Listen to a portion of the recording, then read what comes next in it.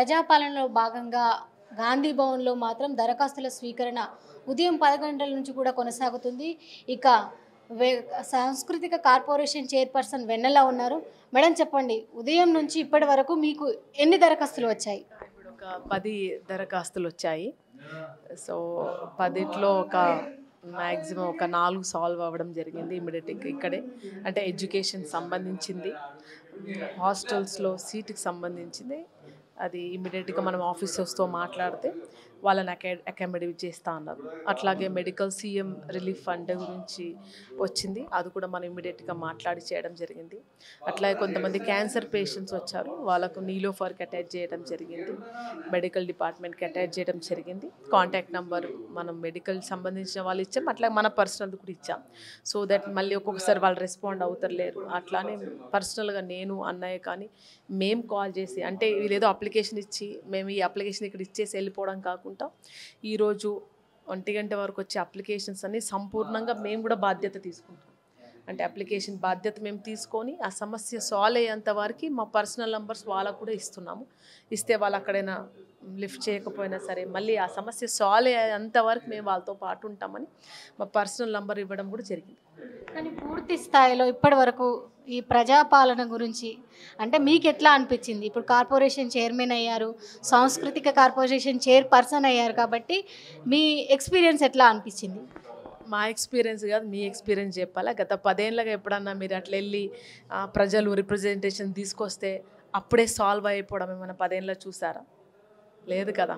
నేనైతే చూస్తున్నాను. 10 ఏళ్ళుగా నా సమస్య కూడా సాల్వ్ కాలేదు, మా అమ్మ సమస్య సాల్వ్ కాలేదు, మా చుట్టాల సమస్యలు సాల్వ్ కాలేదు. సాల్వ్ చేస్తున్నాను నేను. ఆ పర్సనల్ నంబర్ ఇచ్చి, ఎవరో తెలియని ఎక్కడో ఊర్లు ఉన్న వాళ్ళకు నా పర్సనల్ నంబర్ ఇచ్చి అన్న మీకు ఇబ్బంది ఉంటే కాల్ చేయండి ఈ నంబర్కి అనేది మీరు పూర్వము జరిగిన వ్యవస్థలో ఉందా? లేదు కదా. నంబర్లు వచ్చినా కూడా కాల్ తీసుకుపోవడం కాదు, ముంగడు వచ్చి గంటల తరబడి దర్వాజాల ముంగట కూర్చొని కన్నులు పెట్టిన సమస్య సాల్వ్ కాదు. అట్లాంటిది మనం ఇప్పుడే మ్యాక్సిమం 100% అరే వచ్చిన నిమిషానికే సాల్వ్ అయిపోతుంది, వెళ్ళిపోతున్నారు కూడా. కానీ మీరు అన్నట్టు గతంలో చూస్తే దాదాపు 1 గంట కాదు, 2 గంటలు కాదు, రోజుల తడపరి కూడా గేట్ల ముందు నిల్చున్నటువంటి సిచ్యువేషన్ ఉంది. కానీ ఇప్పుడు ప్రజాపాలనలో నేరుగా దరఖాస్తులు తీసుకొని గాంధీ భవన్కి రావడం కావచ్చు, చాలామంది ఇంటి దగ్గర కలుస్తున్నటువంటి వాళ్ళు కూడా ఉన్నారు. ఎందుకంటే మనకు ఫీల్డ్ వర్క్ కావచ్చు, నాన్ ఫీల్డ్ వర్క్ కావచ్చు, అనునిత్యం ప్రజలతో ఉంటున్నారు. ప్రజల ఫీడ్బ్యాక్ మీకు ఎట్లా అనిపిస్తుంది? మొదటిగా అసలుకి గాంధీ భవన్ వరకు కంటే మనకున్న డిస్ట్రిక్ట్స్ లెవెల్లో ఉన్న ఎమ్మెల్యే ద్వారా కూడా మ్యాక్సిమం సాల్వ్ అయిపోతున్నాయి. అక్కడే మన ఎమ్మెల్యేలు కూడా, అక్కడ డీసీసీ ప్రెసిడెంట్స్ కూడా అక్కడ కూడా లెటర్స్ తీసుకొని సాల్వ్ చేయడం జరుగుతుంది. కొన్నిసార్లు ప్రజలు గాంధీ భవన్కే రావాలని అనుకుంటున్నారు కాబట్టి ఇక్కడికి రావడం వచ్చి సాల్వ్ అయిపోతుంది. సో ఇది ప్రజాపాలనకు నిదర్శనమని, ఖచ్చితంగా ఒక సామాజిక తెలంగాణని నిర్మించే భాగంలో ఇవి మొదటి అడుగులని ప్రజలకు నిరూపించడం అనేది, ప్రజల కోసము ఎన్నిక పడిన ఎవరైతే లీడర్స్ ఉంటారో వాళ్ళు వచ్చి వాళ్ళ కోసం, ప్రజల కోసమే టైం కేటాయించి మీ సమస్య ఏంటి, మీ పత్రం ఇవ్వండి, మేము ఉన్నాము, మేము వింటాము, అప్పుడే ఎంఆర్ఓ కానీ, ఆర్డీఓ కానీ, మంత్రి కానీ, ఏ క్లర్క్ అయినా ఫోన్ చేసి మాట్లాడి మ్యాక్సిమం సాల్వ్ చేయడం అనేది తెలంగాణ చరిత్రలో ఇది మొదటిసారి అనుకుని నేను అనుకుంటున్నాను. కానీ ఒక సాంస్కృతిక కార్పొరేషన్ చైర్పర్సన్గా, ఒక మహిళా ప్రతినిధిగా మీరు అంటే ప్రజలకు అందుబాటులో ఉంటున్నారు. తెలంగాణ మహిళలకు మీరు ఏం చెప్పదలుచుకున్నారు? మన భారతదేశ మహిళలు చాలా చాలా గట్టి ధైర్యవంత మహిళలు, అది చరిత్ర నిరూపించింది. ఇంకా తెలంగాణ మహిళలు అంటే ఉద్యమాలకు ఊపిరి. ముంగట అన్నాలు కనబడతారు, వెనకాల గుండెకాయ విమలమ్మ, గద్దరన్నకు విమలమ్మ వెనకాల గుండెకాయ. సో తెలంగాణ బిడ్డలు చాలా ధైర్యంగా ఉండాలి.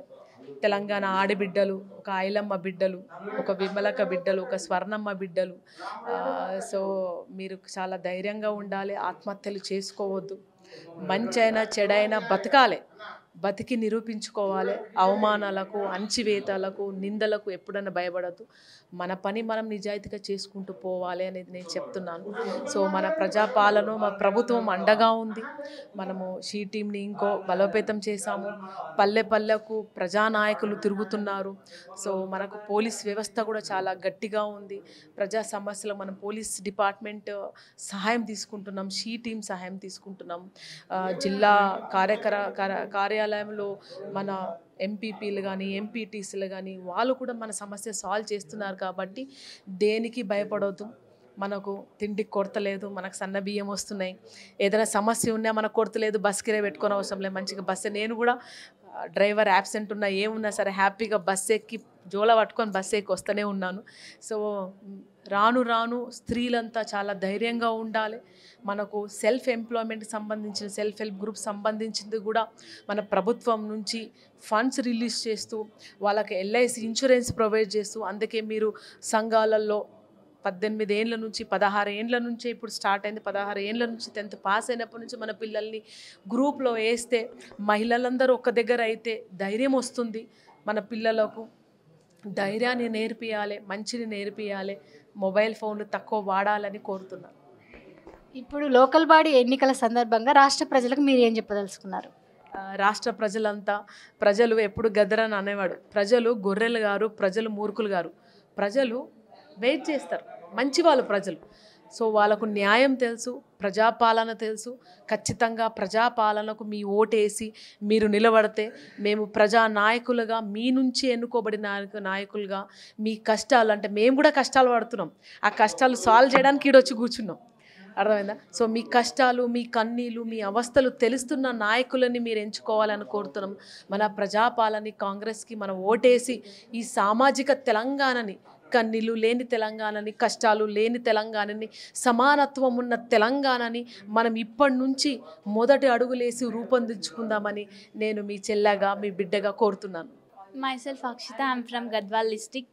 I'm coming for the seat from the Gandhi Bhavan, but the madam Vennela madam give the seat for me is the CEC group. Thank you madam for everything. ఉన్నటువంటి ఏదైతే లోకల్ బాడీ ఎన్నికలకు సంబంధించి రాష్ట్రంలో ఉన్నటువంటి ప్రజలు సరైన నాయకులను ఎన్నుకుంటారు, ఎందుకంటే వాళ్ళ కనీస హక్కు కాబట్టి. అదేవిధంగా ఇప్పుడున్నటువంటి పరిస్థితులకు సంబంధించి మహిళలు చాలా ధైర్యంగా ఉండాలి. అదేవిధంగా ధైర్యంతో ప్రతి విషయంలోనూ ముందడుగు వేయాలంటున్నారు గుమ్మడి వెన్నెల గారు. వీడియో జర్నలిస్ట్ రంజిత్తో రాణి, గాంధీ భవన్.